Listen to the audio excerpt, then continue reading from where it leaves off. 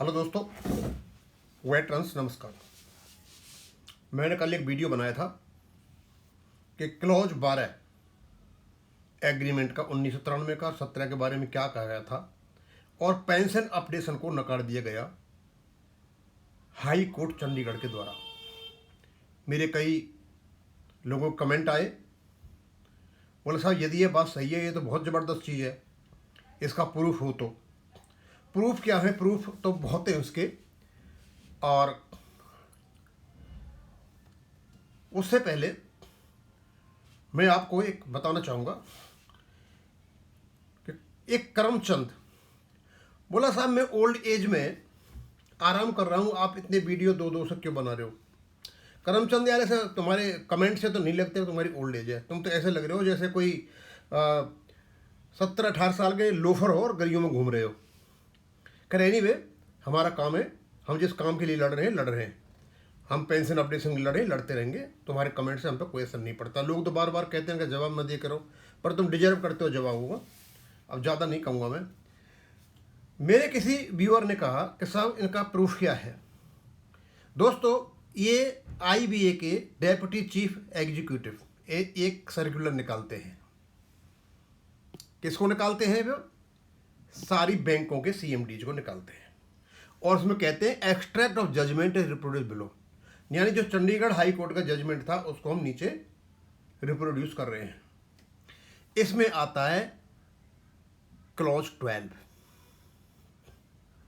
वो कहते हैं a perusal of clause 12 of the settlement makes it evidently clear that it only provides for further negotiation. कहते हैं clause 12 जो है ये कहता है भैया फर्दर निगोसिएशन होना है। किस पर? एप्लीकेबिलिटी पर, क्वालिफाइंग सर्विस पर, अमाउंट ऑफ पेंशन पर, पेमेंट ऑफ पेंशन पर, कम्यूटेशन ऑफ पेंशन पर, फैमिली पेंशन पर, अपडेटिंग पर, अदर जनरल कंडीशन, इन पर फर्दर क्या होना है? आपका फर्दर निगोसिएशन होना है। और ये फर्दर निगोसिएशन की जो डेट थी वो थी दिसंबर 1993। तब तक पूरा करना था। जब पूरा हो गया तो इसमें कमेटी ने रूल्स रेगुलेशन बनाए, हमारा BPR 995 बना और गवर्नमेंट ने नोटिफाइड किया। यानी ये क्लॉज 12 का असर था, खत्म हो गया। लेकिन इस क्लॉज के इसी चीज को लेकर के जो 1993 तक खत्म करना है इसको, उसी का सहारा लेकर के इन्होंने यहां से अपडेशन को नकार दिया, क्योंकि इन्हीं सारे फैक्ट्स में, आइटम्स में अपडेटिंग वर्ड था।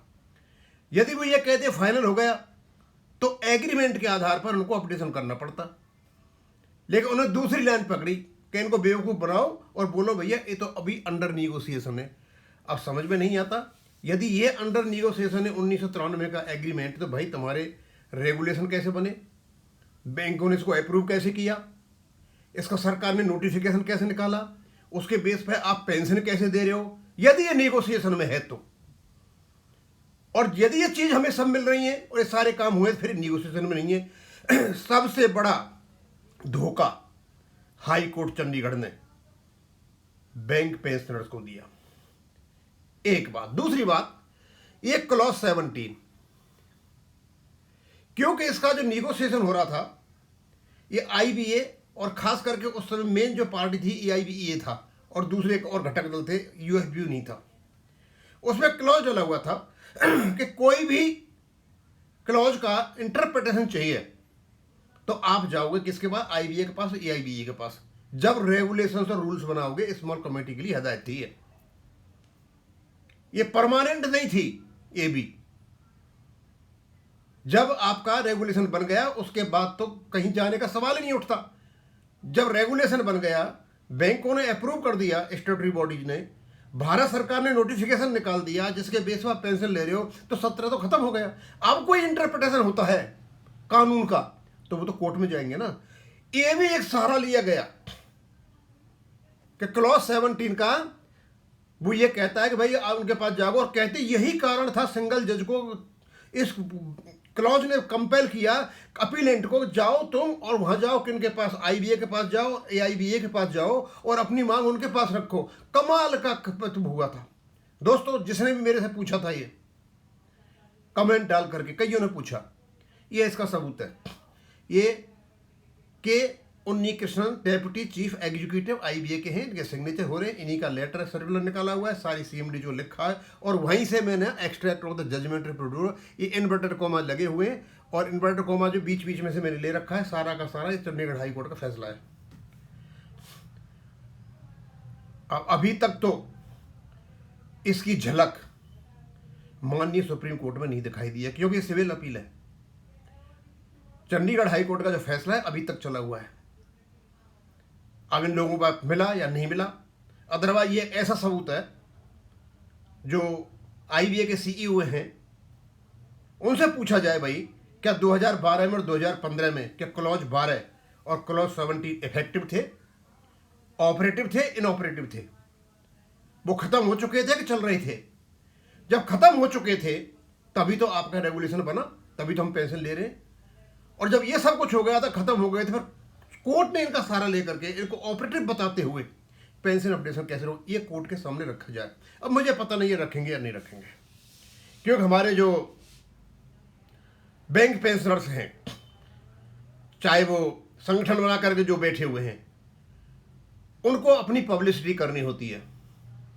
ना इन्होंने रेगुलेशन पढ़ा है और ना इन्हें चंडीगढ़ हाई कोर्ट का फैसला पढ़ा है जिस पर ये फैसला होना है। ये सिर्फ एक बात जानते हैं, एक दूसरे की बुराई करो, और जब ज़्यादा प्रेशर पड़े तो कुछ पब्लिसिटी के लिए कोई हड़ताल कर लो, एजिटेशन करो और लोगों को दिखाओ हाँ आपके लिए हम कुछ कर रहे हैं। और जब कोई मिलते हैं तो पैसा तो सबके पास है, 1-1 हज़ार रुपये दो, कहीं जाकर के मीटिंग कर लो, फोटो डाल दो लेकर के हमने ये किया था। इनसे कुछ नहीं होना है। लड़ाई असली माननीय सुप्रीम कोर्ट में है, और सुप्रीम कोर्ट में लड़ाई तथ्यों पर होगी, आर्गूमेंट से होगी, एविडेंस से होगी। ये फालतू बकवासों से नहीं कि जा करके तुम हड़ताल कर रहे हो, कभी ये दिखा रहे हो, कभी ये दिखा रहे हो, उससे कोई फायदा नहीं है। मैंने कैसे लोगों को देखा कि वो सिर्फ फंड की ही बात किया करते थे। शुक्रगुजार है, अब वो फंड की जो थ्योरी थी वो खत्म हो चुकी है। हाँ, राज्यसभा में भारत सरकार ने जरूर कोशिश की है उसको पुनः जागृत करने के लिए।